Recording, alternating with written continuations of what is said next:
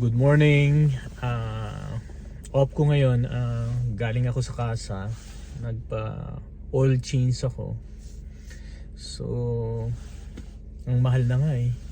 Isipin mo, 143 na. Dati $80 lang.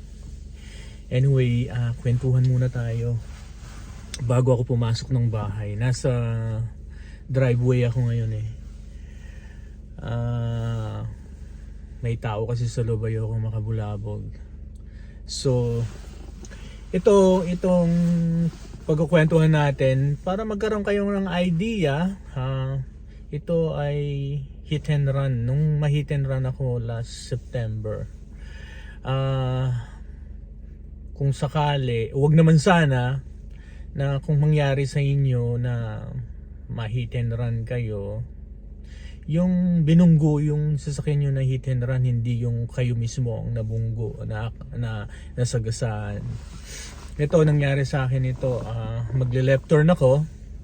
So naka-establish ako sa, hindi naman actually middle, medyo nakasulong lang ako ng konti.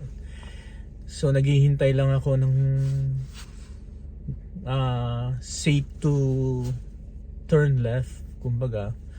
Kaya lang itong isang sasakyan, Mustang siya na red, sports car. Siguro nagte-text or lasing o inaantok na parating, bigla na lang siyang gumilid at natamaan niya ako sa side. Hindi naman sa harapan, sa side lang.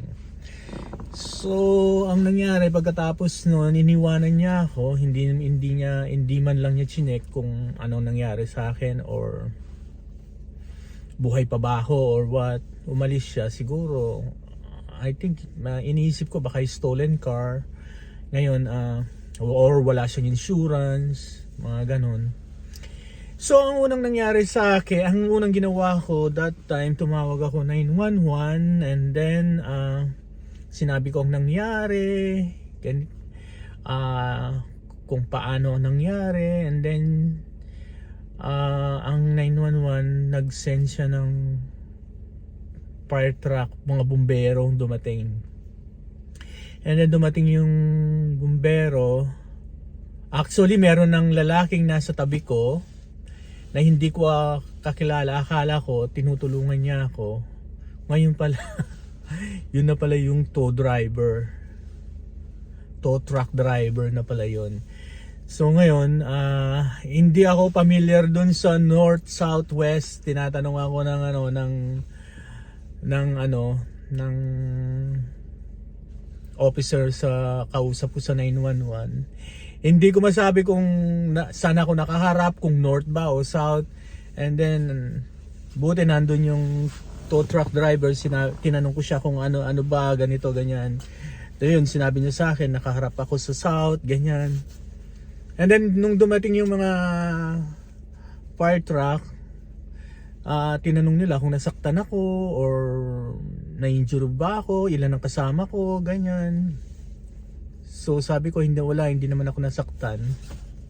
So ang hinihintay ko, police, para magawan ko ng police report, makakuha ng police report.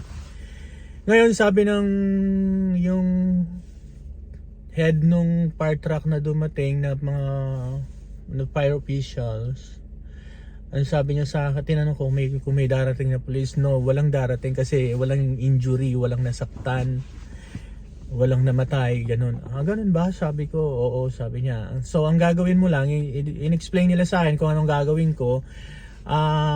Dalhin ko raw yung sasakyan sa collision center. Total nandito yung tow truck, and then padala mo na lang siya doon, ganyan. And then before you go, sabi niya, picturean mo yung area kung saan ka binunggo, na kailangan na kasama ang car mo, yung street, ganyan. Tamang angulo. Tinuruan nila ako kung paano kuhanan ng angulo para makita na kasalanan nung nag-hit and run. Kaya ako naman, hindi ako lumampas dun sa middle line ba, nasa loob pa rin ako, nasa area pa rin ako ng medyo tumalilis lang ako yung puwitan ko kasi natamaan. hindi pa rin siya lumampas. Sabi ng ano sa akin, ay, sabi niya, it's not your fault. Sabi niya, makikita mo naman dyan sa ano, tinuruan nila kung paano ko, ang lamig, freezing cold. Tinuruan nila kung paano ko kuhanan ng picture. And then dinala namin dun sa dyan sa collision center dito sa may Pinch yata yun. Ito para sa mga Toronto to, Toronto, Ontario area, hindi ko alam sa ibang probinsya kung paano ang proseso nila. So dinala sa collision center ngayon yung tow truck, dinaan niya doon sa area na kung saan pinagpipicturan yung car. And then pagdating ko sa loob, tinanong ako nung sinabi ko nga, pinakita ko yung papel, tinanong ako ng babae, eto, importante to. Sabi niya, meron ka bang pinirmahan na ano, sabi niya na paper tungkol doon sa tow contract, sabi niya ganun. Meron akong pinirmahan, sabi ko, magkano yung pinirmahan mo? O sabi ko 700 ang nakalagay dun sa ano, sabi kong ganun. Nakalagay dun sa pinirmahan ko. Sabi niya, sigurado ka, walang hidden charges yan, sabi. Kumbaga, parang ano na, parang may alam na sila dun sa mga tow truck. Ito, importante ito. Sabi niya, next time, sabi niya, huwag kang pumirma. Tapos sabi niya, oh, saan mo iiwan yung truck mo? Sabi niya ganon. Dadali niya daw dun sa parking nila. Dun daw niya dadalhin. Kasi yung time na yun, hapon na eh. Wala na yung Honda, nakasara na, hindi na nila ma-accept yung sasakyan. So, ipapark niya dun sa lugar nila. Meron silang kasing parang yung tow truck company nila may parking lot. And then tinanong ako ng babae, magkano? Wala namang nakalagay, sabi ko. Basta ang sinabi niya, 700, sabi niya ganun. You have to ask him, sabi niya. And then sinabi sa akin nung 700, and then for one day na yun, sabi niya, for 24 hours. And then kung hindi pa siya kukunin ng insurance mo, sabi niya, another 150, sabi naman nung tow truck driver.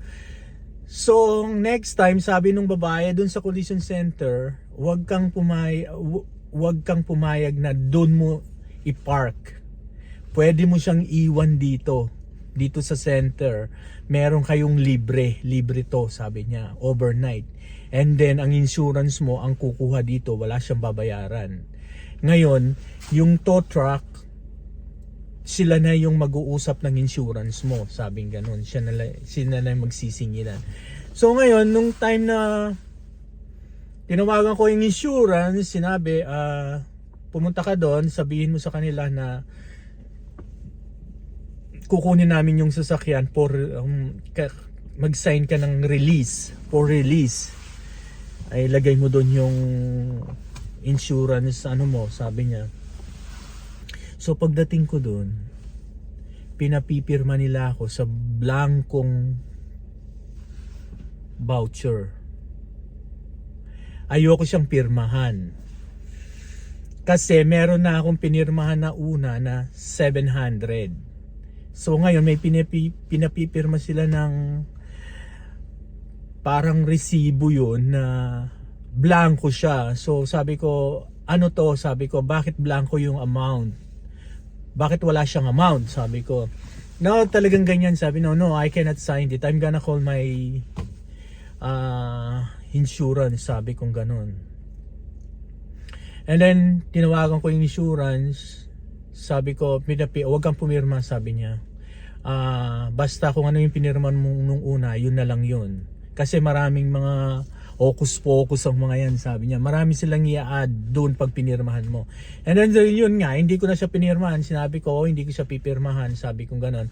I'm gonna sign only the release paper. Sabi ko ganon. Yun, pinirmahan ko yung release paper. And then tapos nung ano na, ang insurance ko, pinapick up, kinuha na nila yung sasakyan ko and then dinala na nila dun sa Honda. Yun na. So, yung mga bagay na ganito na hindi natin alam. Ako rin, hindi ko rin siya alam ngayon ang nangyari sa akin. Meron pa rin akong nagawang hindi dapat. Kumbaga, lesson learned, kumbaga may natutunan din ako. Kaya kung kayo, kung sakali, pero wag naman sana na mangyari sa inyo, ito lang yung may bibigay kong tip sa inyo kung na-hit and run kayo. Maraming loko-loko sakali ngayon, sabihin sa inyo. Lalo na maraming stolen car, titirahin na wala silang pakialam kahit ano, kung sino mabunggo nila basta maka alis lang sila. So kung mangyari man sa inyo, yun ang tatandaan nyo, yung mga bagay na ganun. Yung pagkuha ng picture, and then yung pag-sign mo dun sa towing truck, tignan mo kung ano ang nakalagay, and then basahin mo pala yung nasa likod. Marami doon na napakaliit na ano.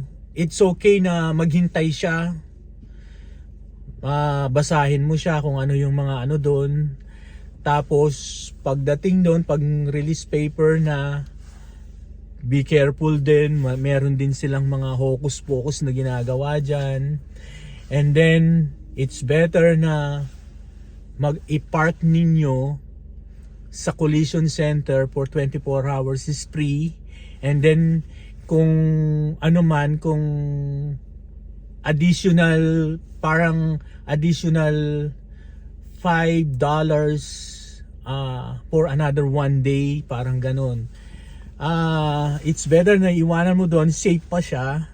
Ako nung pinapark ko doon sa lugar ng ano, my God, sabi ko na parang iniiyakan ko pa yung sasakyan ko na nilagay lang sa sulok na parang sugatan na yung sasakyan mo, tapos nilagay lang nila sa sulok, parang you know, it's better na dun sa collision center na lang ninyo i-park. Total, libre naman ng 24 hours. So yun lang,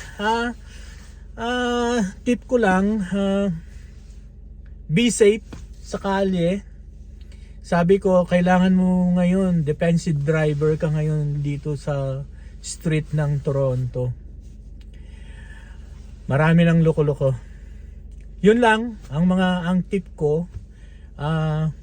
Sana meron akong naibigay na kahit konti lang na idea. So anyway, salamat uli. Salamat sa mga nagtsatsagang panoorin yung mga video ko. Sana walang personalan ano lang tayo, kwentuhan lang tayo.